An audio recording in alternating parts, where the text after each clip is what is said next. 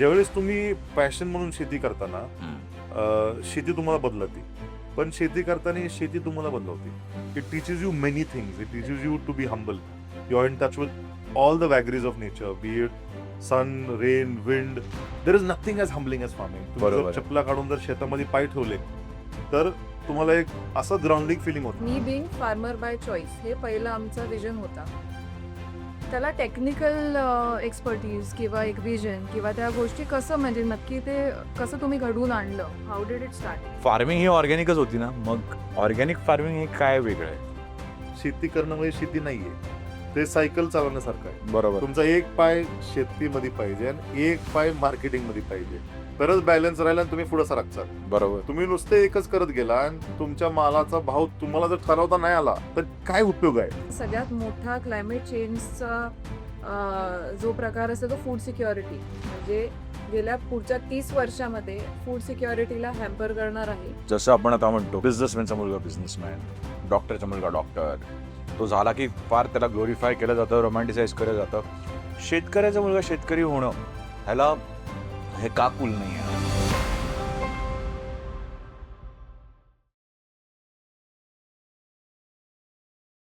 आजचा पॉडकास्ट माझ्यासाठी मयुरीसाठी extremely settle आहे, कारण खूप गोष्टी शिकायला मिळणार आहेत आणि we both are learners at heart. काही गोष्टी आम्हाला या पॉडकास्टमधून माहिती पण नसतील, पण आम्ही तो प्रयत्न करणार आहे टू अंडरस्टँड आणि get into a different field ज्याच्यामध्ये लोकांनी गेलं पाहिजे.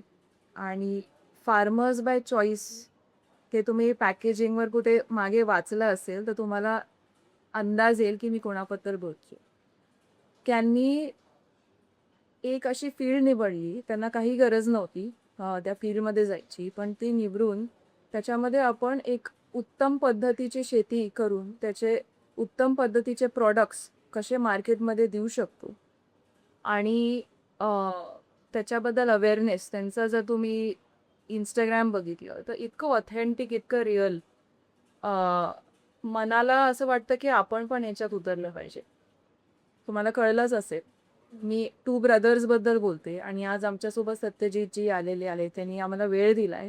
ही आमच्यासाठी खूप मोठी गोष्ट आहे, कारण शेती आणि त्याच्या विषयाबद्दल आत्ता जेव्हा क्लायमेट चेंज किंवा वेगवेगळ्या गोष्टी आता आपल्या आजूबाजूला घडत आहेत, वॉरसारखे सिच्युएशन्स आहेत किंवा काय, तर आपल्या भारतामध्ये जास्तीत जास्त शेतकरी बाय चॉईस शेतीविषयी माहिती आणि आपण जे कन्झ्युम करतो, जेवण असेल किंवा काय असेल, ते कुठून येतं, त्याचं महत्त्व काय, ते का जपलं पाहिजे, ह्या गोष्टींकडे आपण लक्ष देणं खूप गरजेचं आहे ॲज यंग जनरेशन. सो आजचा पॉडकास्ट नक्की आवर्जून बघा आणि त्याच्यातून तुम्ही काय शिकताय ते आम्हाला कॉमेंट्समध्ये नक्की सांगा. वी आर सो ग्रेटफुल की तुम्ही आज आमच्यासोबत आलाय आणि वेळ काढलाय या गोष्टीसाठी. So my pleasure. We are very happy. Mayuresh, rightly said. का? कारण का आजकाल आपण इंस्टाग्राम ओपन केलं किंवा यूट्यूब ओपन केलं तर आपल्याला सगळे असे कॉर्पोरेट ब्लॉग्स दिसतात, जी लोक कॉर्पोरेट सोडून शेतकरी होत आहेत. काय काय मिसइन्फॉर्मेशन आहे, काय काय खूप इन्फॉर्मेशन आहे. पण आजच्या यूथला जर खराच प्रश्न पडला की उद्या जर माझा जॉब एआयनी घेतला तर मग मी कुठे जाऊ? तर मग कंडिशनल शेती करायची का अनकंडिशनल शेती करायची हा एक मुद्दा येतो आणि त्यासाठीच आम्ही हा आज पॉडकास्ट केलेला आहे की वी आज द एक्सपर्ट की खरंच शेती करणं इतकं सोपं आहे, ऑर्गॅनिक शेती काय आहे. तर यासाठी welcome to that podcast. Thank you. And to start off with की की खरंच 9 ते 5 ह्या जॉब सायकल किंवा हे सोडून शेती करण्याचा निर्णय कसा घेतला? तसं शेतकऱ्याचीच मुलं आम्ही दोघं, मी आणि अजिंक्य. आणि वडील शेतकरी आहेत. गाव आहे आमचं बोडणी, इंदापूर तालुक्यामध्ये. आणि त्यांना वाटलं की शेतीमध्ये काय फ्युचर राहिलं नाही. मागच्या 40-50 वर्षात जे काय झालंय त्यात शेतकऱ्याचं इन्कम कमी होत गेलाय हो. आणि त्या प्रोफेशनसाठी रिस्पेक्ट नाही राहिला. सामाजिक खुलं रिस्पेक्ट नाहीये. त्यांचंही बरोबर होतं. त्यांनी आम्हाला बोर्डिंग स्कूलमध्ये टाकलं पुण्यात आणि त्यांनी सांगितलं की तुम्ही महागारी गावी येऊ नका, महागारी शेती करायला तर बिलकुल येऊ नका बरोबर. आणि काहीतरी मोठं शहरात काहीतरी नोकरी करून तुम्ही पुढे सरका. आम्ही ते सगळं केलं. मी इकॉनॉमिक्स केलं फर्ग्युसनमधनं, MBA केलं, अजिंक्यनी पण MBA केलं आणि नोकरी लागली आम्हाला. मी सिटी बँकमध्ये होतो, अजिंक्य HSBCला होता. आणि नोकरी करत असताना आम्ही उन्हाळ्यात सुट्टीत गावी जायचो. आणि ते गावातलं वातावरण, जुनं घर आहे वाडा. त्या वाड्यासमोर म्हशी असायच्या, गाया असायच्या आणि सहज गेलं चालत तरी रानात एक चक्कर मारून येणं व्हायचं आणि ते सगळं प्रोसेस आणि ते सगळं बघून आवड खूप निर्माण झाली लहानपणापासूनच. बरोबर. पण आम्हाला माहित होतं की हे करायचं नाही. का? कारण घरच्यांनी सांगितलं ही शेती रिस्पेक्टेबल नाहीये, शेतीमध्ये पैसा नाहीये. मग मला वाटतं 4 वर्ष ज्यावेळेस बाहेर नोकरी केली आणि योगायोग जग फिरायला मिळालं. एम-एन-सी बँक होत्या त्यामुळे एक्सपोजर चांगलं मिळालं. आणि मला आठवतं एक दिवस आम्ही न्यूयॉर्कला होतो आणि त्या एम्पायर स्टेटवरनं तो सगळं दृश्य पाहत होतो. तरी मनात शेतीबद्दलचे विचार चालू होते. मग लक्षात आलं की आपलं आवड शेतीमध्ये आहे. एकच आयुष्य आहे जगण्यासाठी. ते करून पाहावं. ते चालतंय, नाही चालतंय, त्याच्यातनं यश येईल, ते काय माहित नाही. पण हे करून पाहावं नाही तर खूप मोठा पश्चाताप राहील. नाही का? की आपण बरोबर. जे आवडीचं आहे ते केलं नाही.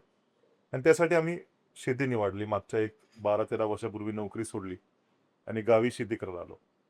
पण मग हा डिसिजन घेतला कसा? कारण का घरी जायचं शेती करायला. जेव्हा घरवाले म्हणले होते, की शेती नका करू, शेती अशी आहे, तसं आहे. आल्यावर वादही झाले असतील घरी, की "काय तू एवढी चांगली जॉब सोडून आलेला आहेस घरी? काय झालंय काय तुझं?" बरोबर आहे ना? कारण का सगळे आपले आई-बाबा असंच विचारतील आपल्याला. जर उद्या मी सांगितलं आई मी शेती करतोय, ते म्हणतील हा संपलाय आता. त्यामुळे मग ते कन्व्हर्सेशन कसं होतं आणि इनिशियल स्टार्ट कशी झाली मग? कॉन्व्हर्सेशन खूप आगली होतं. कॉन्व्हर्सेशन असं सहज सोपी हे नव्हतं. वडील ज्यावेळेस त्यांना अजिंक्यने पहिलं सोडलं, ज्यावेळेस त्यांना कळालं की यांनी नोकरी सोडली आणि शेती करायला आहे, त्यावेळेस म्हणजे त्यांनी शिव्याच दिल्या. गावाकडली माणसं आणि नो होल्ड्स बार्ड. रोज संध्याकाळी ते आम्हाला म्हणजे तेच की तुम्ही चुकीचा निर्णय घेतलाय, हे असं कोण करत नाही. तुमच्या डोक्यात काय तर फॅड आलाय. आम्ही एवढ्या वर्षापासून करतोय, तुम्ही काय करणार आम्ही आहात? एवढ्या वर्षापासून करतोय. आम्हाला तर काय ह्यातनं पैसे मिळाले नाहीत. नाही सामाजिक काय त्यातनं मान मिळालाय. त्यामुळे तुम्हीही करू नका. असं त्यांचं एक आणि होतं आणि साहजिक आहे. त्यांनी आम्हाला बाहेर शिकवण्याचं कारण होतं की तुम्ही माघारी येऊ नका म्हणून. वय 3 असताना 3.5 असताना आम्हाला बोर्डिंगमध्ये टाकलं. इतकं अलिप्त ठेवलं शेती आणि गावापासून. मग आल्यावर ते खूपच चिडले होते आणि मला वाटतं बरंच वेळ 7-8 वर्ष ही त्यांचा जो राग होता, तो जवळपास 8 वर्ष तो राग होता, की बापरे! तुम्ही चुकीचा निर्णय घेतलाय. तर कन्व्हिन्स त्यांना आम्ही केलं नाही. कारण आम्हाला माहिती आहे, की त्यांना जी कंडिशनिंग झालेली आहे, त्या कंडिशनिंग मधनं ही अपेक्षा करणं, की ते काहीतरी वेगळं सांगतील, हे इम्प्रॅक्टिकल आहे. आम्हाला माहिती आहे, की त्यांना जे प्रसंग आले त्यातनं ते कधीच म्हणणार नाहीत शेती करा. बरोबर. म्हणून ते गृहीत धरून आम्ही तो निर्णय त्यांच्यावरती थोडक्यात फोर्स केला, की आम्हाला करायचंच. आम्ही किती का भांडणं झाले, काही झालं तर आम्हाला शेतीमध्ये आवडतं, शेतीमध्ये करांत आणि शेतीच करायची. तर मला वाटतं कुठेतरी ते इनर कन्व्हिक्शन होतं आणि तो जो फिनॉमिनन होता one life to live, do what you love, नाही का? ते फार सिरियसली घेतलं. म्हणलं प्रयत्न केला पाहिजे ते करायसाठी. ब्रिजेस बर्न केले. पुन्हा नोकरी करणारच नाही. काही का झालं तरी नोकरी पुन्हा करणार नाही, हे निर्णय घेतला आणि मग शेती करायला आलो.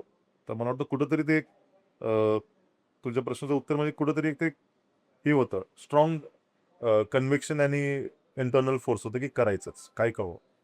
पण आता ह्याच्या पुढे जेव्हा आपण ठरवलंय की हे करायचंय आणि बोर्डिंग स्कूलमध्ये असताना किंवा एज्युकेशन वेगळ्याच क्षेत्रात झाल्यामुळे असं कधी वाटलं का की आता शेतीत उतरायचंय आणि आपल्या वडिलांनी पण सांगितलेलं आहे की ह्याच्यात काही तुम्हाला प्रॉफिट वगैरे होणार नाहीये. तर तुम्ही एवढा सक्सेसफुल ब्रँड किंवा त्याचं विजन की आता त्याला ऑर्गॅनिक म्हणून म्हणतात. पण तुम्ही असं बोलता की नाही, this is me being farmer by choice, हे पहिलं आमचा विजन होता. त्याला टेक्निकल एक्सपर्टीज किंवा एक विजन किंवा त्या गोष्टी कसं म्हणजे नक्की ते कसं तुम्ही घडवून आणलं? How did it start? नाही, there was no vision okay. Of creating a brand किंवा एक मोठा बिझनेस हं. ह्याच्या भोवतीने असं काही नव्हतं.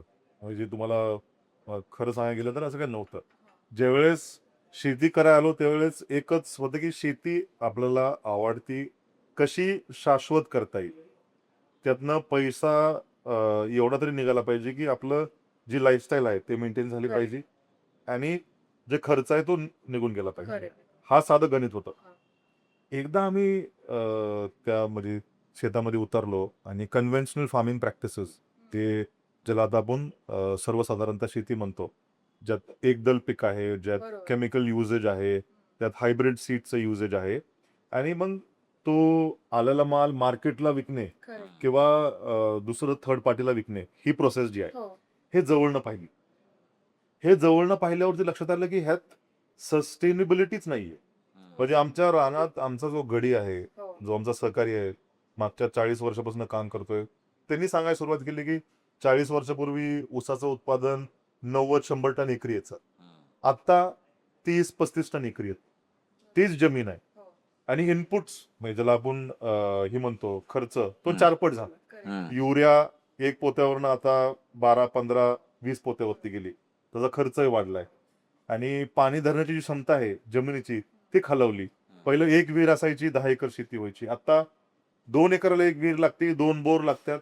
बरोबर. म्हणजे वॉटर होल्डिंग कॅपॅसिटी जी म्हणतो आपण, हो. ते पण राहिलेली नाहीये. बरोबर पण ह्या डेटाचा आम्ही त्याला काहीतर नाही का जोडून started making sense out of that, की हा जर ग्राफ असेल 40 वर्षाचा, तर अजून 20 वर्षात 10 आणि 15 टनावरती उत्पादन येईल आणि तो सॉल्ट पॅन बनेल आणि शेतामधनं काही निघणार नाही. आणि तो विचार खूप स्केरी होता. हो कारण मोर दॅन एनिथिंग एल्स, जी नेक्स्ट जनरेशन आहे, जी आपली पुढची पिढी आहे, Correct. त्यांना ही आपण शेती ठेवली पाहिजे. चॉईस म्हणून तरी, किंवा तुम्हाला शेती जर करायची तर शेती आहे पाहिजे आणि ती सुपीक आहे. हो नाहीतर अशी परिस्थिती होईल की तुम्हाला चॉईसच नाहीये, शेतामध्ये काही उगत नाहीये, हो. तुम्हाला कंपल्सरी बाहेर नोकरी बघा. बरोबर आणि मला इतकं चांगलं प्रोफेशन आहे, गेल्यावरती आनंद वाटतो शेतामध्ये, एनर्जी आहे शेतामध्ये, हो आणि it's a culmination of many subjects. म्हणजे त्यात Correct. बायोलॉजी आहे, केमिस्ट्री खूप आहे, सगळं आहे. फिजिक्स आहे, मार्केटिंग सायन्स आहे, आणि इट चॅलेंजेस यू. पण हा व्यवसाय शाश्वत कसा करायचा, ह्याच्याबद्दल आम्ही विचार करायला सुरुवात केला. पहिल्या वर्षी ऊसच केला, तेच ऊस त्या कारखान्यांना लावला आणि ती सिस्टम बघितली सगळी. आणि मग पूर्वी काय व्हायचं, तर पूर्वी प्रत्येक शेतकरी आपल्या ऊसाचं गुराळ असायचं, गुळ बनवायचा आणि तो डायरेक्ट सेलर होता. बरोबर. तो ट्रेडरला विकायचा गुजरातमध्ये, कुठं कोल्हापूरमध्ये.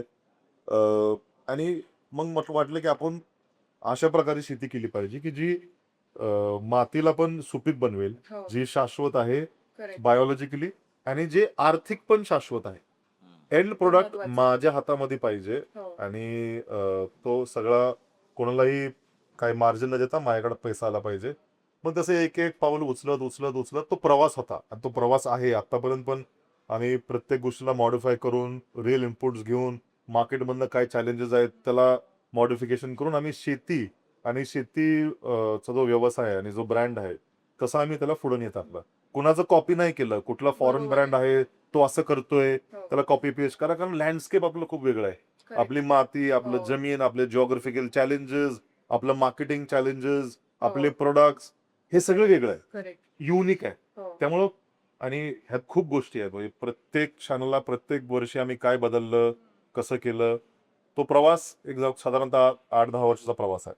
ह्याच्यामध्ये तुम्ही एक मुद्दा जो उचलला शेतकऱ्यांविषयी, की ते नुकसानात का जातात, कारण मिडिएटर्सच एवढे आहेत त्या मार्केटपर्यंत पोचेसपर्यंत, तर ते मला वाटतं तुमच्या ब्रँडनी अगदी तोडून काढलं, की डायरेक्ट कन्झ्युमर पर्यंत पोचून तो ट्रस्ट बिल्ड करणं आजकाल म्हणजे as a takeaway for new entrepreneurs also फार महत्वाचं आहे. कारण मीडिएटर्स इतके मध्ये पैसे खातात किंवा बरोबर. इतके लेयर्स असतात की तुमचा कुठे हे जातोय. त्यांनी बोललं माझा प्रॉडक्ट माझ्या ओनरशिप मध्येच शेवटपर्यंत जाईल. बरोबर आहे. This is a good takeaway. पण ते सगळ्यांना पॉसिबल होतं का? का? कारण का काय आहे, की जे आत्तापर्यंत आपण ट्रेडिशनल किंवा फार्मिंग बघतोय, त्यांचं तोच होतं, की घेतलं, ट्रेडरला दिलं, ट्रेडरने जो रेट ठरवला, ती भाजी विकली गेली त्या मार्केट यार्डमध्ये जेव्हा कुठेही. ठीक आहे, त्याच्यामध्ये त्याचा लॉस भरपूर होतो. का? कारण का त्यांच्याकडे काही मोनोपोली नाही आहे, त्यांच्याकडे काही से नाही आहे, काही आस्क नाही आहे. हां, पण जेव्हा तुम्ही तुमचा ब्रँड बनवलात, तुम्ही त्याला D2C मध्ये घेऊन गेलात. So you had that conviction, की नाही बाबा भाई माझी प्राइसिंग आहे, मी ब्लिंकिटला जरी विकलं, कुणालाही विकू, या प्राइसनी जाणार.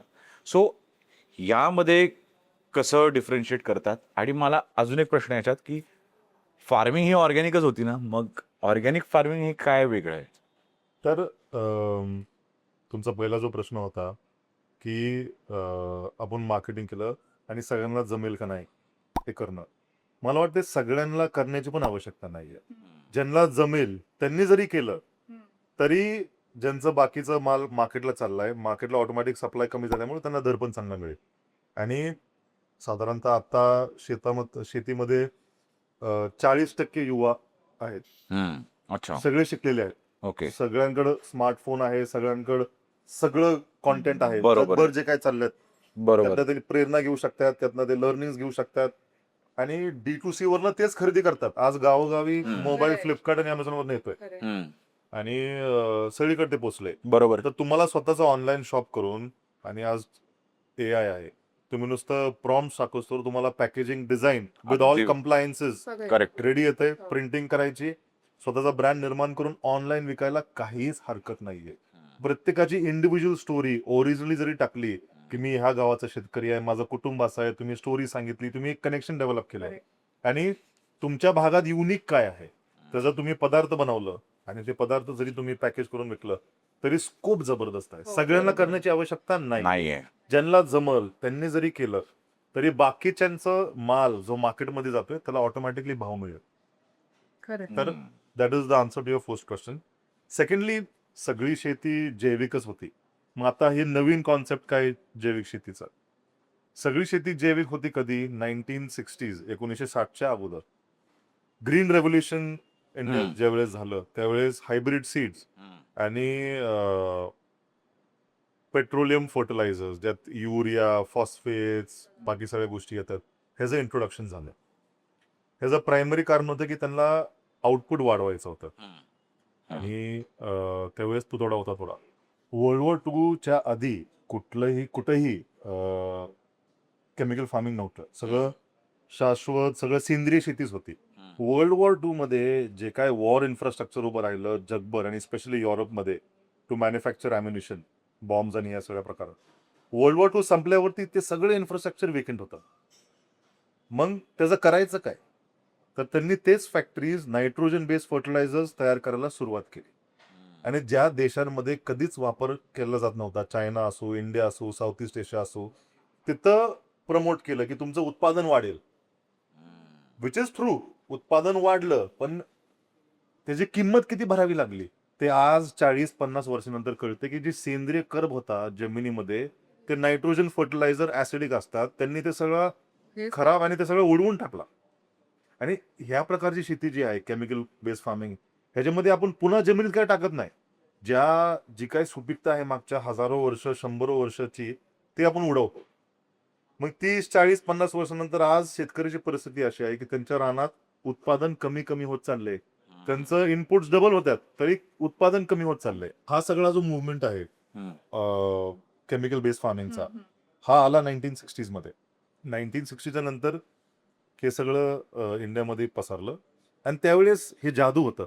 तुम्ही एक पोता युरिया टाका आणि उत्पादन हिरवगार पीक व्हायचं, उत्पादन वाढायचं. Double triple. आणि मला वाटतं ते हायब्रिड सीड्स पण तेव्हाच इंट्रोड्यूस झाले. तेव्हाच आलं की त्यांना 10च्या ऐवजी 20 टन उत्पादन पाहिजे होतं एकाच एकरातनं. मग सीड्स हायब्रिडाइज केले. मग ते हायब्रिडाइजच्या प्रोसेसमध्ये त्यांनी सीड्स जे काय ते जास्त उत्पादन करतात ते न्यूट्रिशन नव्हतं, ते जास्त ग्लुटन होतं. आणि आज त्याचा परिणाम आपण बघतोय. आपण साधं गहू खाल्लं, चपाती खाल्ली की आज कित्येक जणांना ग्लुटन इंटॉलरन्स की त्यांना गहू जमतच नाहीये. ते का झालं? कारण आपण ती व्हरायटी बदलली. आपण ते मॉडिफाय करून करून त्यातलं ग्लुटन प्रमाण एवढं वाढवलं प्रोडक्शन वाढवण्यासाठी की ते आता आपल्या बॉडीसोबत थोडक्यात मॅच होत नाहीये. बरोबर आहे. त्यामुळे आम्ही पण जे काय आम्ही पिकवतो आणि शेतकऱ्यांसोबत काम करतो ते सगळं ट्रेडिशनल पिकं आहेत. आमचा गहू पण खपली आहे. खपलीचं रेव्होल्युशन आम्ही 10 वर्षापूर्वी भारतात आणलं. कोणाला ही व्हरायटी माहित नव्हती. हे गावोगावी फार कमी प्रमाणात माणसं उगवायचे. आज बेस्ट सेलिंग व्हायला लागलेली आहे. आज मोठे मोठे ITC सारखे ब्रँड्स ह्याच्यामध्ये येऊन आज ते काम करू इच्छित. पण ह्याच्यात 10 वर्षापूर्वी आम्ही ह्याचा प्रसार केला. तर तुमच्या प्रश्नाचं उत्तर म्हणजे नव्हतं, गरजच नव्हती ह्याला ऑर्गॅनिक म्हणायची, कारण सगळंच ऑर्गॅनिक होतं. बरोबर. पण आज 99% शेतकरी केमिकल बेस्ड फार्मिंग करतात. त्यामुळं जे काय 1% अशा प्रकारची शेती करतात त्यांना आता आज सेंद्रिय शेती म्हणायची गरज झालेली आहे. त्यांना आज ऑर्गॅनिक फार्मिंग म्हणायची गरज झाली. वास्तविक अशी सिस्टम पाहिजे की सगळ्यांना केमिकल फार्मर्स म्हणलं पाहिजे आणि जे सेंद्रिय शेती करतात त्यांना फार्मर म्हणलं पाहिजे. फारवर म्हणलं पण पाहिजे. आज त्यांना फार्मर म्हणतात आणि आम्हाला वेगळं डिस्टिंक्शन आहे ऑर्गॅनिक फार्मिंग, ऑर्गॅनिक. ज्यासाठी भरपूर काही सर्टिफिकेशन आणि गोष्टी आहेत, पण ते प्रोसेस उलटी पाहिजे. आता ह्याच्यामध्ये 2 फरक मी मार्केटमध्ये असे बघितलेले आहेत, की रेसिड्यू फ्री फार्मिंग आणि ऑर्गॅनिक फार्मिंग. तर आता जे शेतकरी ज्यांनी केमिकल फार्मिंगचा मार्ग घेतलेला, ते रेसिड्यू फ्री फार्मर होऊ शकतात का? आणि त्याचा काही बेनिफिट आहे का? किंवा ही सगळी सायकल जर रिव्हर्स करायची असेल, तर तुमचं काय मत आहे? कारण आता मार्केटमध्ये डिमांड ऑर्गॅनिकसाठी किंवा फार्मिंगसाठी जास्ती आलेली आहे. तर ॲज अ प्रॅक्टिकल ओपिनियन, की पुढे जाऊन जर शेतकऱ्याला वाटत असेल, की नाही आपण ही चूक केलेली आहे किंवा आता परत आपल्याला ह्याच्यात जायचंय. सो हे टेक्निकली कसं पॉसिबल आहे? तर एक म्हणजे आता जी प्रकारची शेती चालू आहे केमिकल बेस्ड फार्मिंग, करेक्ट. त्याच्यापेक्षा एक स्टेप बेटर ही आहे residue free Residue farming. free. ह्यात तुम्ही समजा 12 महिन्याचं पीक असेल तर तुम्ही 8-9 महिने त्यात केमिकल्स टाकता आणि हार्वेस्टिंगच्या अगोदर 4 महिने तुम्ही केमिकलचं प्रमाण कमी करता, ताकी त्यात काय रेसिड्यू निघू नये. Correct. Better than chemical based farming. ह्याच्याहून अधिक चांगली परिस्थिती म्हणजे तुम्ही सेंद्रिय शेती, करेक्ट. आणि सेंद्रिय शेतीमध्ये तुम्ही कुठल्याही प्रकारचं केमिकल टाकत नाहीये. त्यात चॅलेंज असा आहे की तुमचं उत्पादन घटतं. आपल्या शेतामध्ये मागच्या 50-60 वर्षापासून केमिकल्स आपण टाकत आलो. मातीची पोत खराब झालेली आहे. ती मातीची पोत आणि ती सेंद्रिय कर्ब पुन्हा वाढवण्यासाठी त्याला कमीत कमी 7, 8, 9 वर्ष लागतात. एवढं थांबायचा वेळ कोणाकडे नाहीये. त्यामुळं सुरुवातीला उत्पादन घटतं. त्यामुळं हा जरी एक आयडियलिस्टिक कॉन्सेप्ट असेल, तरी प्रत्येक शेतकऱ्यांनी स्टेप बाय स्टेप जायला पाहिजे. डिपेंडिंग ऑन त्याच्याकडे लँड किती आहे, त्याच्याकडे रिस्क टेकिंग ॲबिलिटी किती आहे, त्याच्याकडे ऍक्सेस टू मार्केट किती आहे. त्याच्याकडे लँड खूप असेल तर ही स्टेप्स आहेत. त्याच्याकडे लँड खूपच कमी असेल, 2-3 एकर असेल करेक्ट. आणि मार्केट ऍक्सेस आहे, तर मग त्यांनी ऑर्गॅनिक गेलं पाहिजे. कारण ट्रान्झॅक्शनमध्ये काही एवढा फरक पडत नाही आणि त्यांनी प्रीमियम चार्ज करून त्याला तो माल विकता येईल किंवा ब्रँड सोबत काम करता येईल, जे त्याला प्रीमियम देऊन ते माल घेतात. तर स्टेप बाय स्टेप जायला पाहिजे. अर्थात आम्ही स्टेप बाय स्टेप गेलो ना. आम्ही यंग होतो आणि फारच पॅशनेट होतो. आम्ही 360 डिग्री टर्न मारला. त्यात आम्हाला खूप त्रास झाला. म्हणजे आम्हाला नुकसान झालं, बागा काढायला लागल्या, उत्पादनच येत नव्हतं. 6-7 वर्षानंतर कुठेतरी थोडी स्टेबिलिटी आली आणि आता पण आम्ही केमिकल प्रोडक्शनला मॅच करू शकत नाहीये. आमचं 20-30% कमी उत्पादन आहे. पण ह्याला जोड मार्केटिंगची लावली. त्याच्यामुळे आम्हाला प्रीमियम मिळतं. त्यामुळं आर्थिक आम्ही जास्त कमवू शकतो केमिकल फार्मरपेक्षा. पण ह्याला जोड मार्केटिंगची पाहिजे. हो. ह्याच्यामध्ये अजून एक मी बघितलं होतं, तुम्ही नुकसानाचं बोलला. मागच्या वर्षी तुमची एक पोस्ट होती, ज्याच्यामध्ये मार्केटिंगचा चांगला उपयोग किंवा या प्लॅटफॉर्मचा चांगला उपयोग कसा करावा हा टू ब्रदर्सकडून या ब्रॅडकडून शिकावा. त्यांनी ऑनेस्टली म्हणजे मला वाटतं बुरशी लागली होती आपल्या एका प्रॉडक्टला. तर त्याच्याबद्दल जे आहे ते त्यांनी त्याचे फोटोज टाकून आमचा एवढ्या एवढ्या कोटींचं नुकसान झालंय, पण तुम्हाला त्याचं काही ह्याच्यामुळे आम्ही काही नाही करणार. हे मला खूप म्हणजे ऑनेस्ट होतं ते. आवडलं होतं. आय थिंक आजचं युग आहे सोशल मीडिया आणि कम्युनिटीचा आहे. आम्ही ज्यावेळेस ब्रँड बांधायला सुरुवात केली त्यावेळेस कम्युनिटीचा फार मोठा वाटा आहे.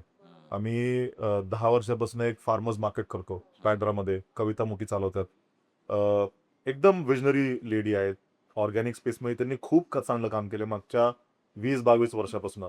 तर त्यांचं मार्केट आहे आणि स्वतः आम्ही एक मार्केट चालवायचं ऑर्गॅनिक व्ही म्हणून पारसी कॉलनीमध्ये. तिथं 2 टेबल टाकून रानातलं जे काय प्रोडक्ट्स आहेत ठेवून, कस्टमरशी बोलून, कम्युनिटी डेव्हलप करून, आयडियाज क्राऊड सोर्स करून, त्याच्यावर पुन्हा जाऊन शेती करून प्रोडक्ट बनवणे, कम्युनिटीचा फार मोठा वाटा आहे. आणि ज्यावेळेस सोशल मीडिया सारखं प्लॅटफॉर्म आलं, तर सोशल मीडियाने आम्हाला तो एक ऑपॉर्च्युनिटी दिली की जे काय करतोय ते ट्रान्सपरंटली टाकायचं आणि कम्युनिटीला ते ऍक्सेस द्यायचा की तुम्ही बघा शेतामध्ये किंवा शेतीमध्ये काय काय अडचणी आहेत, तुमचं अन्न आम्ही कसं उगवतोय, त्यांना फार्मवरती बोलवा, त्यांना सगळं एक्सपिरियन्स द्या. आणि त्याच्यामुळे आम्ही आजही प्रत्येक गोष्ट बरी ट्रान्सपरंटली कम्युनिटी सोबत शेअर करतो. ज्यावेळेस गेल्या वर्षी औरंगाबादमध्ये आमचं प्रोडक्शन युनिट होतं आणि तिथं मला वाटतं मागच्या 20 वर्षात ना एवढा पाऊस पडला एका दिवशी. मॉइश्चर लेवल वाढलं आणि आमच्या प्रत्येक प्रोडक्ट्समध्ये कुठलीही प्रेझर्वेटिव्ह, ॲडिटिव्ह, बाइंडर, फिलर नाहीये. त्याच्यामुळं लगेच बुरशी पकडली आणि वर्षभराचा स्टॉक होता. कारण आवलाज आपल्याला फक्त एका सीझनमध्ये मिळतात. आम्ही त्यावेळेस अख्ख्या वर्षाचं बनवून ठेवतो आणि अख्खं प्रोडक्ट सगळं फंगसने भरलं आणि तो करोडचा माल आम्हाला फेकून द्यायला लागला. पण ते कम्युनिटीला सांगितलं की आम्ही ते फेकतोय आणि इट्स अबाउट शेअरिंग आणि आम्हाला वाटलं की त्यांनी आमचा सगळा प्रवास बघितलेला आहे. आम्ही ते शेअर करत राहतो आणि आय फील जे कोण ब्रँड डेव्हलप करतोय तुम्ही हे कनेक्शन दिलं पाहिजे. अर्थात तुमची पर्सनॅलिटी तशी पाहिजे, तुम्ही पण कम्फर्टेबल पाहिजे शेअरिंग करण्यासाठी. असताल तर आवश्यक दिलं पाहिजे. माणसांना आवडतं आणि त्याशिवाय तुम्ही माणसांच्या मनात पण जागा तयार करू शकत नाही, ब्रँड निर्माण करू शकत नाही. हा तर ब्रँड बिल्डिंग हा खूप मोठा पिलर आहे Absolutely. प्रगतीचा आणि त्याच्यामध्ये प्रत्येक नवीन पिढीने शेतकरी म्हणजे बनायचं असेल तर तुमचा जो एक्सपर्टीज आहे इन टू ब्रँड बिल्डिंग त्याचा कसा वापर करावा ते आय थिंक इथे आपल्याला बघायला मिळतो. अगदी बरोबर. कारण का आज असं झालंय की ब्रँड काही असो पण तुम्हाला त्याची ब्रँडची स्टोरी असणं फार महत्वाचं आहे. तुम्हाला व्हिज्युअली प्रेझेंट राहणं फार महत्वाचं आहे. तुम्हाला ॲटलिस्ट यूट्यूब चॅनल पाहिजे ज्याच्यावर तुम्ही इन्फॉर्मेशन देतायत. का आजचा शेतकरी कारण का तो काय बघतोय तो आधी आपल्याला माहिती आहे रेडिओवर ऐकायचा की माझी माती माझी माणसं एक प्रोग्राम असायचा त्यामध्ये सगळं ते सांगायचंय. आता यूट्यूब झालेलं आहे. ठीक आहे. पण किती काय काय सोर्सेस किती रिलायबल असतात आणि शेतकऱ्यांनी काय काय म्हणजे जे आता तुम्हाला असं वाटतं की जेवढे शेतकरी तुम्ही भेटतात ठीक आहे त्याच्यात ते तुमच्याबरोबर आता जसं तुम्ही म्हणतात 7,000 शेतकरी जुडलेले आहेत. जे नाही जे बाकीचे आहेत ते काय चुकीचं करतायत असं तुम्हाला वाटतं किंवा त्यांनी काय करावं पाहिजे की त्याच्याने त्यांचं पण भलं व्हावं? नाही, अर्थात अल्टिमेटली सगळ्यांनी पण कमी कमी केमिकल्स वापरून आपली शेती केली पाहिजे. कारण एकतर स्वतः शेतकरी म्हणून जमीन खराब होत चाललेली आहे आणि तुम्ही जे अन्न उत्पादन करताय त्यात थोडक्यात विष आहे. तर खरंय. थोडं ते कॉन्शियसनेस ठेवलं पाहिजे की आपण काय करतोय. ही तर इच्छा आहे पण ते वास्तविक आहे का? तर ते नाहीये. कारण शेतकरी फसलाय. मागच्या बरोबर आहे. 50 वर्षाच्या जे काय सिस्टम्स आहेत त्याच्यामुळे तो फसलाय. तो शेती अशाच पद्धतीने करत आलाय 50 वर्ष झाली. आज दुसरी पिढी आहे. त्यांना नो हावच नाहीये की सेंद्रिय शेती करायची कशी. ह्याला पर्याय काय आहे? हा जर पेस्ट आला तर ह्याला मी सेंद्रिय पद्धतीने कसं घालू शकतो ह्याची कुठंच माहिती नाहीये. बरोबर. कुठल्याही ऍग्रिकल्चरल युनिव्हर्सिटीजमध्ये 4 वर्षाच्या कोर्समध्ये 1 महिन्याच्या वर सेंद्रिय शेतीवरती शिकवलं जात नाही. कुठेही त्यांना ट्रेनिंग दिलं जात नाही. जे वयस्कर माणसं सेंद्रिय शेती करायचे ते आज राहिले नाहीयेत किंवा खूप कमी आहेत. आणि उदाहरण असे एक्झाम्पल्स जे काय करतात असे पण फार कमी आहेत. आणि ह्याला मार्केटिंगचा जोड पाहिजे. तुम्ही नुसतं सेंद्रिय शेती करून आम्ही जर सुरुवात केली आणि आमचं पहिलं उत्पादन पपई होती. ते दिसायला फारच खराब होती. सेंद्रिय पपई जरा डाग आहेत, आगली आहे. एक कॉन्सेप्ट आहे ऑर्गॅनिक एस्थेटिक नाही. ऍस्थेटिक अजिबात नाही. पण ते कापून खाल्ल्यावरती त्याची जी चव होती ती गुळासारखी होती. आम्हाला वाटलं की मार्केट तेवढंच ब्रँड नव्हतं. आम्हाला वाटलं मार्केटमध्ये गेल्यावरती तो व्यापारी टेस्ट करून आम्हाला त्याचा दर देईल. सकाळी 3 वाजता आम्ही गेलो पुणे मार्केट यार्डला आणि तो निलाव झाला आणि तो व्यापारी आला तुम्हाला 4 रुपयाचा दर मिळाला आहे. जेव्हा मार्केट 8-9 रुपयाला होतं. त्याला विचारलं अरे उलटच झाले. आम्हाला वाटलं आम्हाला 16 मिळेल. तुम्हाला नाही. गिराईक पहिल्यांदा डोळ्याने खातं मग जिभेने खातं. बरोबर. तुमचं माल डोळ्यातच बसत नाहीये. मग ह्या सगळे कॉन्सेप्ट समजून घेणं खूप महत्वाचं आहे आणि हे गृहीत धरून मग काय ना काय चेंजेस केले तर तुम्हाला पण सोल्युशन. काय चेंजेस करू शकतो अशा वेळेस की आता जर मी ऑर्गॅनिक प्रोड्यूस करतोय पण माझी भाजी दिसतेच वेगळी पण खायला चांगली आहे तर काय स्वतः एक करायचं? कस्टमर बेस डेव्हलप केला पाहिजे. सोसायटीज पकडले पाहिजे. सोसायटीज मध्ये मार्केटिंग केलं पाहिजे. मी नेहमी शेतकऱ्यांच्या म्हणजे मुलांना पण सांगतो की बाबा शेती म्हणजे फक्त शेती रानात शेती करणं म्हणजे शेती नाहीये. ते सायकल चालवण्यासारखं आहे. बरोबर. तुमचा एक पाय शेतीमध्ये पाहिजे आणि एक पाय मार्केटिंग मध्ये पाहिजे. तरच बॅलन्स राहिला आणि तुम्ही पुढे सरकचाल. बरोबर. तुम्ही नुसते एकच करत गेला आणि तुमच्या मालाचा भाव तुम्हाला जर ठरवता नाही आला तर काय उपयोग आहे. आम्ही ते केलं. आम्हाला ज्यावेळेस 4 रुपयाचा दर मिळाला टोटल कॉन्सेप्ट फ्लॉप. 4 रुपयात काय टेम्पो बरोबर. भाडं निघालं नाही. खरंय.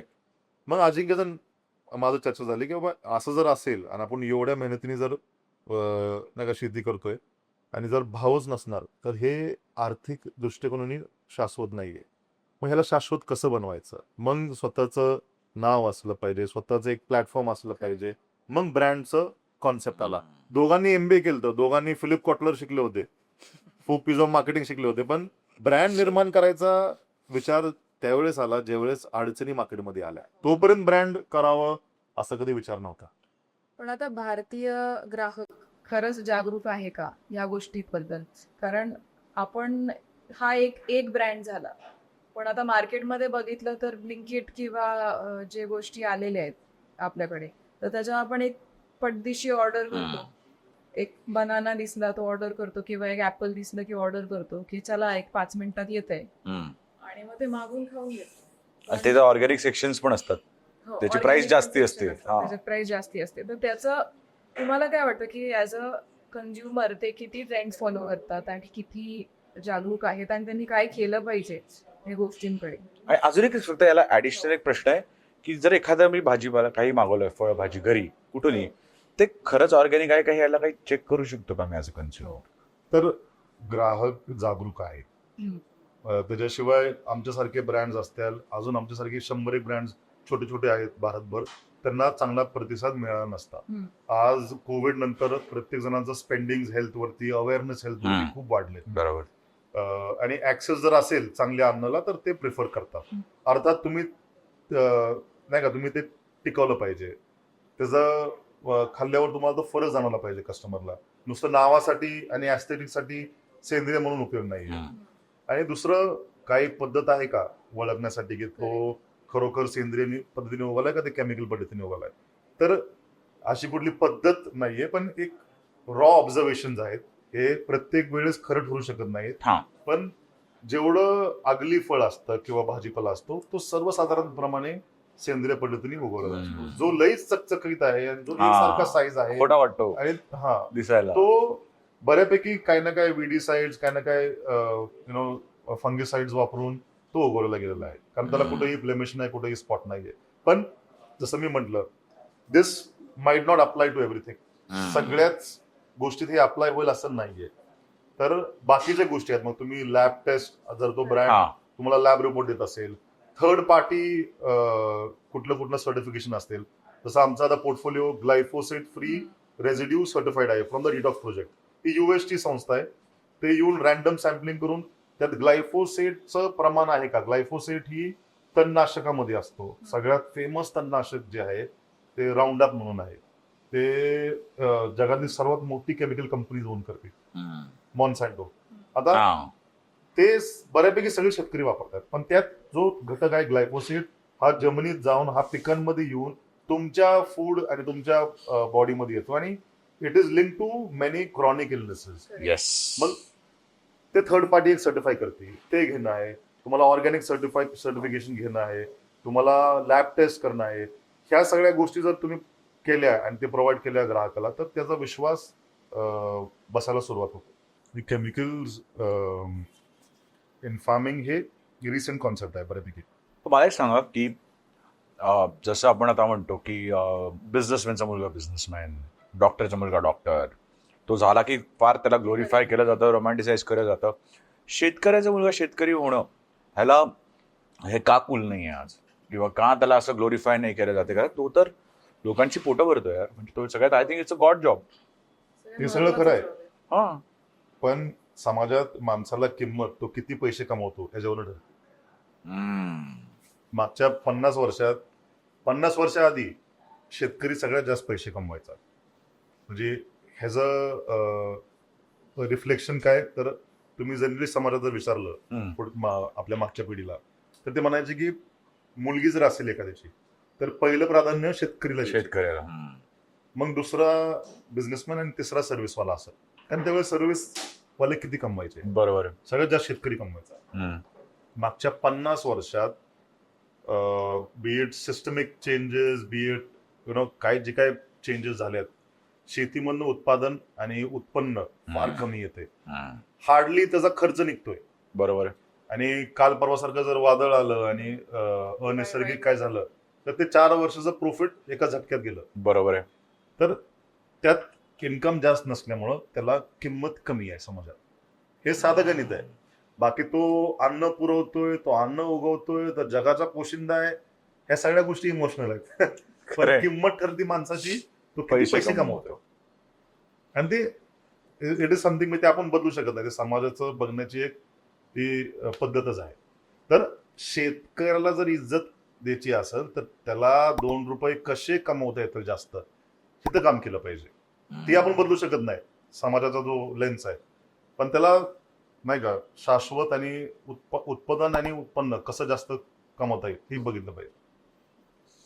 मला सांगा की जेव्हा आपण भाजी घ्यायला जातो तेव्हा मी मॅक्सिमम बघितले लोकांना की भाजीवाल्यांशी तुम्ही तोलमोल करणार, डिस्काउंट मागणार, हा पण हेच कुठल्या ब्रँडेड स्टोअर मध्ये जाणार तर तिकडे आपण 1 रुपयाचा डिस्काउंट नाही मागत किंवा काही जे असो. ही मेंटॅलिटी आणि सायकोलॉजी काय आहे आणि अशी काय इव्हॉल्व झाली? हे ह्युमन बिहेवियर आहे. म्हणजे हा माणसाचा स्वभाव आहे. तोच भाजीपाला तुम्ही शोरूम मध्ये टाकला, हा. फूड स्क्वेअर फूड हॉल मध्ये गेला करेक्ट. तर तुम्ही गपचीप घेणार. डबल किमतीला घेताल एसी मध्ये असेल तर. हम्म. आणि that's how psychologically your sold stuff right. When you go to a jewellery showroom इतके लाईट्स असतात, it justifies you paying 1 lakh for that 1 gram. Correct. You know correct. That's I think that's an art of selling. ते आणि शेतकऱ्यांनी त्याला विरोध न करता त्याचा उपयोग केला पाहिजे. पाहिजे बिकॉज ह्यांना जाऊन ते नाही म्हणू डिस्काउंट मागणार, बरोबर आहे. हे विचारतात की तुम्हाला तुम्ही मागतात आम्हाला discount. कसं मागणार? आणि तुमची जबाबदारी आहे. आपण जर ह्या गोष्टी जर नाही नसतो गप्पा मारत गेलो ना की बाबा हे असं आहे, समाज असं बघतं, नाही तसं बघतं ना, मग तुम्ही तसं बना ना. करेक्ट. हा तुम्ही तुमचा माल, तुमचा ब्रँड, तुमचं इतकं ऍस्पिरेशनल करा की एक्झॅक्टली. लोकांना ते हवं असं वाटत, हा मग ते किंमत द्यायला तयार असतात. म्हणजे टू ब्रदर्सची केस स्टडी जर बघितली तर it's apt example of how you can sort of sell to that psyche of people. Right. It is. कारण I know the value I adding to your life. Correct. मला माहिती की तुम्ही जरी आज शहरात सगळ्यात भारी घर असेल, सगळ्यात भारी गाडी असेल, सगळ्यात भारी कपडे असतील, तर ऍक्च्युअली क्वालिटी ऑफ लाईफला फरक पडतो ते तुम्ही जे काय खाताय. आणि जर मीच त्याला किंमत नाही दिली तर तुम्ही काय मला किंमत देणार आहे? मी जर म्हणलं की नाही माझा माल 2,000 रुपयालाच जाईल, नाहीतर जाणार नाही, मला तेवढी थांबण्याची ताकद पाहिजे. आणि का तर XYZ तुमच्या हेल्थला बेनिफिट आहे. तुम्ही आज 2,000 खर्च करा, उद्या 20,000 गोळ्या औषधवरती खर्च करू नका. बरोबर. तुम्ही जर ती व्हॅल्यू कम्युनिकेट केली तर तो पुढचा माणूस द्यायला तयार होतो. 100% देतो. आता आपण तुम्ही एक गोष्ट बोलला की क्लायमेट चेंज किंवा आत्ताच्या या जगामध्ये आधीसारखी शेती राहिलेली नाही किंवा आपल्यावर पर्यावरणाचा वेगवेगळ्या गोष्टी होत आहेत की अतिवृष्टी किंवा तुम्ही आणि प्रेडिक्ट नाही करू शकत या गोष्टी. त्या वर्षी एल निनो. तर त्यामुळे जर ह्याच्यात टिकायचं असेल आणि असंही म्हणतात की सगळ्यात मोठा क्लायमेट चेंजचा जो प्रकार असतो तो फूड सिक्युरिटी, म्हणजे गेल्या पुढच्या 30 वर्षामध्ये फूड सिक्युरिटीला हॅम्पर करणार आहे. फूड वेस्टेज तेवढंच आहे आणि फूड सिक्युरिटीवर ह्याचा परिणाम पडणार आहे. तर शेतीमध्ये येणं हे अतिशय महत्वाचं आहे. प्लस टॅकलिंग क्लायमेट चेंज, बरोबर. ह्या गोष्टीमध्ये AI टेक, आत्ताचे जे नवीन टेक्नॉलॉजी जी येते त्याचा वापर करणे किंवा जे ड्रिप इरिगेशन सुरू झालं होतं त्याचा वापर करणे किंवा being actively involved in learning these technologies किती महत्वाचं आहे. हे खूप महत्वाचं आहे. कारण येणारा काळ हा क्लायमेट चेंज ऑलरेडी आपल्याला त्याचा परिणाम दिसतात. ह्या वर्षी एल निनो सांगितलाय. जून आता 15 तारीख आहे, बरोबर. जून 7ला मान्सून पुण्यात येतो. आज 8 दिवस झालेत मान्सून नाही, उन्हाळा आहे बाहेर अजून, टेम्परेचर किती हाय आहे. आणि ह्या वर्षी पाऊस उशिरा सांगितलाय आणि कमी सांगितलाय. तर ऑलरेडी भारत सरकारने ह्या वर्षीपासून शुगर एक्सपोर्ट बंद केलं, कारण त्यांना माहिती ऊस कमी असणार आहे, प्रोडक्शन कमी असणार आहे, डोमेस्टिक कन्झम्पशनलाच माल नसणार आहे. फूड सिक्युरिटीचा प्रश्न मोठा आहे आणि climate change is unavoidable. It's a reality. How do you farm? तुम्ही शेती कशी केली पाहिजे की त्या रियालिटीला तुम्ही मॅच व्हा. तर मी ज्यावेळेस शेती करत होतो ही प्रश्न आम्हाला 10-12 वर्षापूर्वी आलता, त्यावेळेस दुष्काळ आला होता. आमच्या लक्षात आलं की जर मोनोक्रॉपिंग करत राहिलं, दरवर्षी शेती नांगरा, दरवर्षी पेरा, दरवर्षी त्याला लहानाचं मोठं करा आणि पुन्हा मग हार्वेस्टिंग करा, ह्याला तेवढंच पाणी लागतं, ह्याला तेवढंच मटेरियल लागतं, त्याला तेवढं इनपुट लागतं. जर आपण पेरिनियल बेस्ड फार्मिंग केली, एक झाड जर लावलं आणि ते झाड सुरुवातीचे 3 वर्षच त्याला जास्त पाणी लागतं, त्यानंतर ते 20-25 वर्ष राहतं आणि त्याचं उत्पादन 20-25 वर्ष राहतं. एकदा झाड मोठं झालं की तुम्हाला तो दुष्काळ सहन करू शकतो, तो अतिवृष्टी पण सहन करू शकतो. आमचा मॉडेल जर तुम्ही फार्मवर आला तर तुम्हाला दाखवतो, हा मिक्स्ड फूड फॉरेस्ट फार्मिंग आहे. म्हणजे आम्ही जंगल उभारलो, पण अन्न जंगल. त्यातनं प्रत्येक झाड काय ना काय आपल्याला उत्पादन देतं. आणि आज 6-6, 7-7 वर्ष झाले त्या झाडांना, त्यांना पाणी कमी लागतं. आणि मातीवरती काम केल्यामुळे मातीची पाणी धरण्याची क्षमता वाढलेली आहे. त्यामुळे दुष्काळात पण आम्हाला जास्त काही फरक पडत नाही. ज्यावेळेस अतिवृष्टी होती त्यावेळेस माती एवढी भुसभुशीत झालेली आहे, सेंद्रिय, त्यात सगळे गांडूळ म्हणा, त्यात सगळे सूक्ष्म जीवाणू आहेत, बरोबर. की पाणी एकदम आतमध्ये जातं, टॉप सॉइल इरोड करत नाही. तर तुम्ही शेतीची मॉडेल बदलली पाहिजे आणि मोनोक्रॉपिंग वरनं तुम्ही पेरिनियल फार्मिंग ऍटलीस्ट 20%, 30% शेती तुम्ही पेरिनियल नाही का 30-30 वर्ष टिकणारे झाडं लावले पाहिजे. आणि बरोबर. त्याच्यातनं मी पैसा कसा मिळवेल ह्याच्यावर डोकं लावलं पाहिजे. जसं आम्ही आता आवळ्याचे झाड लावल्यात, आवळा टिकतो 15-20 हो. वर्ष. लिंब झाड, लिंब टिकतात, ते लिंबाचं लोणचं बनवलंय, बरोबर. त्या आवळ्याचं च्यवनप्रकाश बनवलंय, त्या चिंचाचं लोणचं बनवलंय. तर तुम्ही त्याचे प्रोडक्ट्स बनवा, पण क्लायमेट चेंज रिझायलेंट फार्मिंग केलीच पाहिजे, हो. नाहीतर तुम्हाला वाचवायला कोण येणार नाही. दरवर्षी काय ना काय एक्स्ट्रीम इव्हेंट घडत राहणार आहे हो. आणि त्याचा आता ड्युरेशन कमी झालाय. अगोदर 10 वर्षात एकदा इव्हेंट घडायचा, आता 4-3 वर्षात एक इव्हेंट घडतो. खरंय. त्याच्यात एक अतिशय चांगलं एक्झाम्पल जे मी बघितलं होतं, जसं ते सांगतायत की आता एक क्रॉपिंग पॅटर्न्स जसं त्यांनी केलं, बरोबर. मल्टिपल क्रॉप पॅटर्न मध्ये आपण तुम्ही काम करू शकता. तर मी एक एक्झाम्पल असं बघितलं होतं की ज्याच्यामध्ये एक मायक्रोसॉफ्टनीच केलेलं आहे, ते सॅटेलाइट थ्रू त्यांनी एक सिस्टीम बसवलेलं आहे ज्याच्यामध्ये ओपन एआयला त्यांनी ऍक्सेस दिलेला आहे. तर शेतकऱ्याला त्यांच्या लँग्वेजमध्ये तुम्ही ते सिस्टीम लावायचं, सोलारनी ते जनरेटर, त्याला इलेक्ट्रिसिटी वगैरे काही नाही लागत.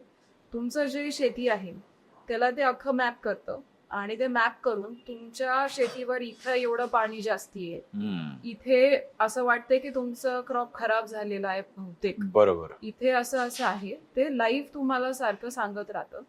I think it's a best example, जसं ह्यांनी पण सांगितलं की टू डिटेक्ट की तुमच्या प्लॉटवर कुठे अडचण येऊ शकते. आय थिंक एआयचं वापर करणं आज एकदम गरजेचं आहे. त्यात मेकॅनिकल इंटरव्हेन्शन जे असतं, जसं ड्रिप इरिगेशन, आमचं पूर्ण फार्म ड्रिप इरिगेशन आहे. ड्रिप म्हणजे काय केमिकल नव्हे. ड्रिप म्हणजे तुम्ही कमी पाण्यात जास्त शेती करू शकता आणि जिथं पाहिजे तिथंच पाणी जातं, तण उगत नाही. तर ह्या सगळ्या गोष्टी आवश्यक केलंच पाहिजे. शेततळ असेल, पाणी स्टोअर करण्यासाठी ड्रिप इरिगेशन असेल, आणि आज एआयचा उपयोग आज स्वस्त पण आहे.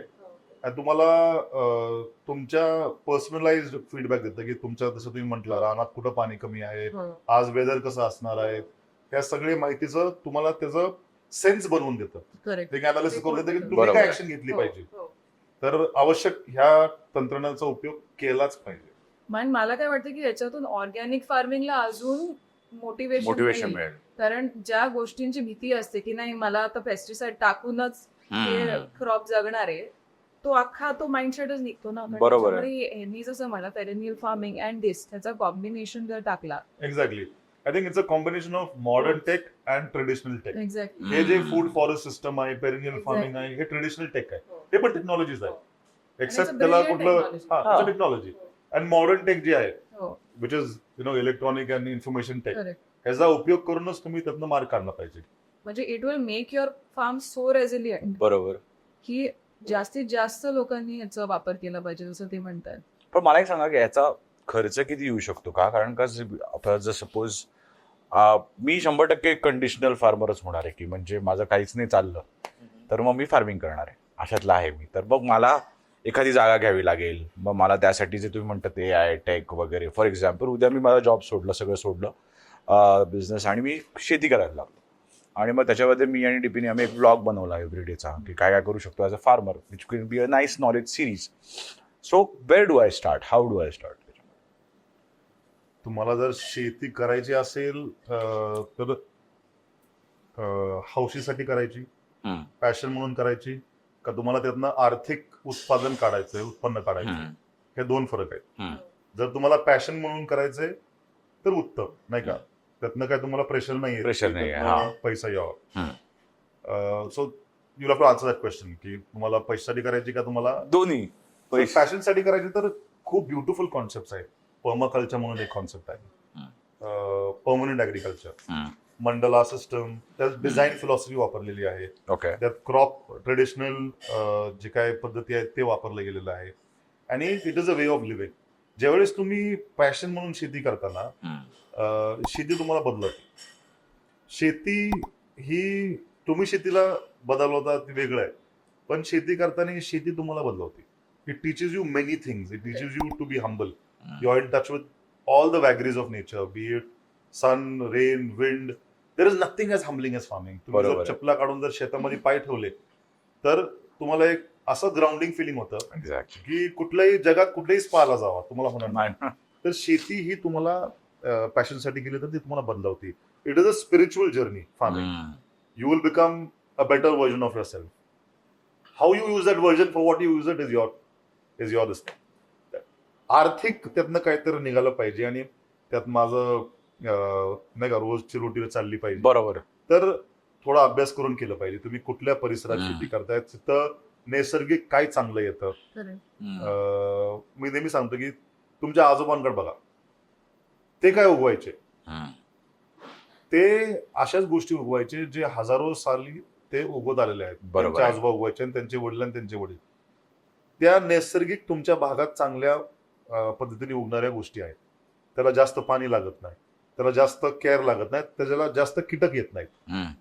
मग तुम्ही तेच उगवा ना, की तुमच्याकडे गहू कधी उगवला गेला नाही, तुम्ही बाजरी उगवत होता आणि आज गव्हाला डिमांड आहे म्हणून तुम्ही गहू उगवताय. मग गव्हाला तुम्हाला कीटक येणारच. बरोबर. आणि तुम्ही हायब्रिड उगवताय, त्याला जास्त पाणी लागणारच, त्याला कुठं ना कुठं केमिकल इंटरव्हेन्शन लागणारच. जर आपले पूर्वज जर ज्वारी आणि ती पण दगडी व्हरायटी ना मालदांडी, जर बाजरी, जर नाचणी हे जर उगवत असतील तर तुम्ही हेच उगवा. तुम्ही निसर्गासोबत चाललाय. बरोबर. त्या उत्पादनाचं पैसे कसे मिळवून द्यायचे, त्यात तुम्ही मार्केटला विकला, ब्रँडला विका, स्वतः ब्रँड तयार करा, छोट प्रोसेसिंग करून त्याचं पीठ बनवा, त्याचं काहीतरी प्रोडक्ट बनवा, फेसबुकवरती पेज उघडा, तिथून तुम्हाला 10 गिरायक मिळतील, तुमचं गणित चालू झालं. तर मला आज वाटतं की तुम्हाला जर मोठा ब्रँड उभा करायचा तर तुमची चॅलेंज वेगळी आहे, पण तुम्हाला जर आर्थिकरित्या शाश्वत व्हायचं असेल तर खूप सोपं आहे. खूप शेती घेऊ नका. शेती 4-5 एकरच्या वर नसावी. अच्छा. नाहीतर you become a money manager and a man manager. तुम्हाला लेबर आणि मनी मॅनेज करायला लागतं. तुम्हाला बरोबर स्वतः काम करायला जमणार नाही. तुम्हाला लेबर आणावं लागेल आणि बाहेरनं पैसा लावायला लागेल. ज्यावेळेस कमी शेती असते त्यावेळेस स्वतः आपण ते करू शकतो. त्यात आनंद वेगळा आहे. त्यात तुम्ही फिट पण राहाल आणि लॉस काहीच नाहीये. बरोबर. एखादं वर्ष जरी फेल गेलं, तुमची मेहनत गेली. तुम्हाला कुठून बाहेरनं पैसा आणलेला नाही गुंतवण्यासाठी. तर ज्याला कुणाला करायची ना, त्यांनी ह्या पद्धतीने बघून केलं पाहिजे. शेतामध्ये पैशा व्यतिरिक्त बाकीच्या गोष्टी मिळणारे जे आहेत ते इरिप्लेसेबल आहेत. तुम्हाला कुठंच मिळत नाही. तुमचा आजार निघून जाईल, तुम्हाला स्वतःला खायला अन्न चांगलं मिळेल. बरोबर. आणि तुम्ही निसर्गाच्या रोज संपर्कात असेल, त्याचं जी एक्सपोजरमुळे हेल्थ, मेंटल बेनिफिट्स, गावाकडे डिप्रेशनचे प्रॉब्लेम नाही आहेत. खरंय. अगदी खरंय. ते रोज उन्हात असतात, ते रोज निसर्गासोबत असतात, ते कोंडीत वातावरणात राहत नाहीत, स्वच्छ हवा असते. आज आपल्या ह्या गोष्टींचं महत्व कळायला लागलंय. ज्यावेळेस दिल्लीत हवा प्रदूषित होती आणि आज प्रत्येक घरात एक क्लिनर आलाय. 10 वर्षापूर्वी दिल्लीत एक क्लिनर नव्हता. खरंय. अजून 10 वर्षांनी मास्क घेऊन फिरतील. आज आपण हसतोय पण ते कोण ना कोण स्टार्टअप होणारच आणणार आहे. आहे की हाय बेटर एअर आणि लावून फिरा. ते ह्या सगळ्या गोष्टी तुम्हाला गावाकडे आणि शेतामध्ये मुबलक आहेत. ह्याचा पण तुम्ही विचार केला पाहिजे. मला असं वाटतं की म्हणजे अतिशय महत्वाची गोष्ट तुम्ही बोलला. आणि अपार्ट फ्रॉम दॅट, जर तुम्ही फार्मर्सला पण सपोर्ट केलं, एक्झाम्पल कॉन्ट्रॅक्ट फार्मिंग, किंवा तुम्हाला स्वतःकडे जमीन नसेल, कधी असं पण असू शकतं की तुमच्याकडे जमीनच नाही, बरोबर. बट एक्झाम्पल तुम्ही ह्यांच्याशी जोडले गेला किंवा तुम्ही म्हणला की आम्हाला कॉन्ट्रॅक्ट फार्मिंग थ्रू शेतकऱ्यांना सपोर्ट करायचंय, हे करायचंय, तर ते पण तुम्ही मॉनिटाईज करू शकता बेस्ड ऑन डिस्ट्रिक्ट वाईज. त्यांच्या क्रॉप पॅटर्न समजून त्यांच्याकडून त्यांना कॉन्ट्रॅक्ट फार्मिंगवर टाकून. कारण युजली आता मी जेवढं बघितलं की कॉन्ट्रॅक्ट फार्मिंग थ्रू एक्सपोर्ट्स फार होतात. बरोबर. त्यांना एक प्रकारचं देतात की ह्या प्रकारचं तुम्ही इथे ग्रो करा. कर्जतच्या पुढे पण आता फार गोष्टी होतात, तर तसं पण तुम्ही करू शकता if you want to start small. Okay. So तुम्ही असं कन्सल्ट पण करतात का की सपोज जर आम्हाला शेती करायची तर मग तुम्ही येऊन आम्हाला सांगू शकतात, हेल्प करू शकतात की कुठलं काय प्रोड्यूस करू वगैरे, काय असं तुम्ही करतात शेतकऱ्यांबरोबर ज्यावेळेला तुम्ही काम करतायत का नाही? असं प्रोफेशनली करत नाही. पर्सनली कोणाला काय माहिती हवी असेल तर त्यांना थोडंफार आमचे इन्साईट शेअर करतो विथ अ डिस्क्लेमर. कारण आम्ही प्रोफेशनल कन्सल्टंट नाहीये. हम्म. आम्ही आमच्या अनुभवातनं थोडा मार्ग काढलाय जे आम्हाला उपयुक्त होता. ते अनुभव तुम्हाला शेअर करू शकतो. तुम्ही येऊन शेतावरती राहू शकता, तुम्ही सगळ्या प्रोसेसेस बघू शकता. ह्या सगळ्या ओपन गोष्टी आहेत. हम्म. आणि जर शेती करणारा कोण असेल फुल टाइम शेतकरी, आमचे जे 7,000 शेतकरी आहेत ते हाडानी शेतकरी आहेत, ते स्वतः शेती करतात, त्यांना आम्ही हँड होल्डिंग करतो. त्यातले मेजॉरिटी शेतकरी असे आहेत की जे काय आध्यात्मिक कारणासाठी सेंद्रिय शेती करतात, पण त्यांना मार्केट मिळालं नाही कधी. बरोबर आहे. पण त्यांना आम्ही प्रीमियम मिळवून देतो. आमची टीम आहे 15 लोकांची जे तुम्हाला त्या शेतकऱ्यांना हँड होल्डिंग करतात, सीड टू हार्वेस्ट स्टेज. तुम्ही कुठलं बियाणं, कुठून बियाणं, आमचं एक ऍप आहे ज्यात सगळं फार्म ट्रेसेबिलिटी इन्फॉर्मेशन आम्ही त्यात ठेवतो. स्टेजेसला आम्ही फोटो आणि व्हिडिओ काढून ते इन्फॉर्मेशन ठेवतो. फार्मरची फार्म डायरी मेंटेन करतो. त्यांनी फर्टिगेशन कसं केलं पाहिजे, त्यांनी इरिगेशन कसं केलं पाहिजे, त्यांनी पेस्ट मॅनेजमेंट कसं केलं पाहिजे, हे इन्साइट्स देतो. ओके. आणि ज्यावेळेस त्याचं उत्पादन निघतं त्यावेळेस त्याला 20 ते 40% पर्यंत डिपेंडिंग ऑन क्रॉप आणि अदर ऍस्पेक्ट्स त्याला प्रीमियम देतो. कारण सेंद्रिय पद्धतीने केल्यावरती उत्पादन घटतं. बरोबर. ते कव्हर करण्यासाठी आम्ही त्यांना उत्पन्न वाढवतो. आणि मग त्याचं घेऊन आमचं स्वतःचं प्रोसेसिंग आहे, त्याचं काहीतरी प्रोडक्ट बनवायचं. आणि मग मार्केटिंग विंग आहे जे कस्टमरला कॉन्टेंट, ऍडव्हर्टायझिंग, ब्रँडिंग बरोबर. आणि सगळे करून त्यांना ते माल विकतो. ह्यात सगळ्यांचा फायदा आहे. तुम्ही जर बरोबर. विचार करायला गेला त्या कस्टमरला शाश्वत विषमुक्त अन्न मिळत नाहीये, ते खरंय. आपण देतोय. ह्या शेतकऱ्याला एक शाश्वत शेती पद्धत आपण शिकवतोय आणि त्याच्या पुढची येणारी पिढी पण शेती करू शकतात. मातीची सुपीकता वाढत जाते, बरोबर. त्याला आर्थिक पण आपण सस्टेनेबिलिटी शाश्वती आणतोय. आणि आमचा प्रोसेसिंग प्लांट गावात आहे. आज जवळपास 400-500 लोक गावातलेच तिथे एम्प्लॉय होतात. आणि हे सगळं आम्ही सोलर केले. म्हणजे त्यातनं पण पर्यावरणपूरक म्हणजे अशा गोष्टी आहेत ज्यातनं आम्ही स्वतःचं पारणी हार्वेस्टिंग करतो मॅन्युफॅक्चरिंगसाठी, स्वतःची वीज निर्मिती करतो सोलरमुळं. तर त्या सगळ्या गोष्टी पण सेल्फ सस्टेनेबल कॉन्सेप्ट आहे.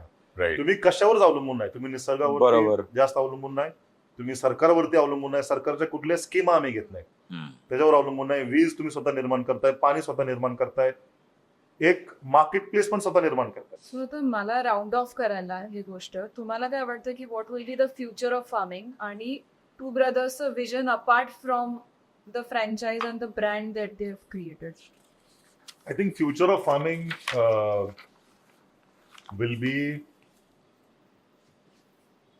I think it should be, I don't know what it will be, पण जे मला वाटतं फ्युचर ऑफ फार्मिंग कसं पाहिजे आणि भारतासाठी तुम्ही जर एक ग्लोबल विचार केला तर भारत एकमेव असा देश आहे जिथं 12 महिने ऊन आणि पाणी आहे.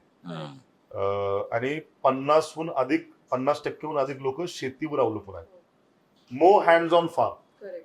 आज सरकारला वाटते की ते प्रॉब्लेम आहे आणि ते स्कीम्स डिवाइस करते की तुम्ही त्यातनं माणसं काढा शेतीतनं आणि शहरात आणा, दुसऱ्या व्यवसायात त्यांना लावा. तर हे प्रॉब्लेम नाही, हे ऍसेट म्हणून बघितलं पाहिजे.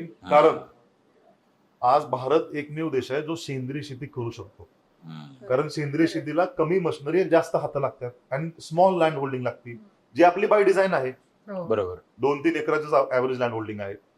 तुम्ही त्या शेतकऱ्यांना गाईड करून सेंद्रिय शेती करायला लावली पाहिजे.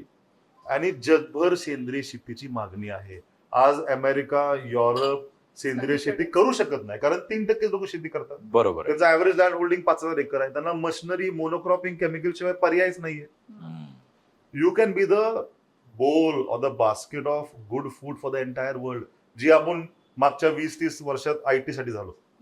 आपल्याकडे ट्रेन लेबर होतं, इंजिनियर्स होते आणि आपण आयटी प्रोव्हाइड केलं, त्याच्यामुळे देशची प्रगती झाली. बरोबर. तसंच turn this problem into an opportunity and त्यात फार्मर पण कमवेल, परकीय चलन येईल आणि तुम्ही जगभर चांगलं अन्न त्यांना जाऊन द्या. मार्सवरती, व्हेनसवरती, नाही का, आपण त्यांना चांगलं अन्न पुरवून आपण पैसे कमवू शकतो.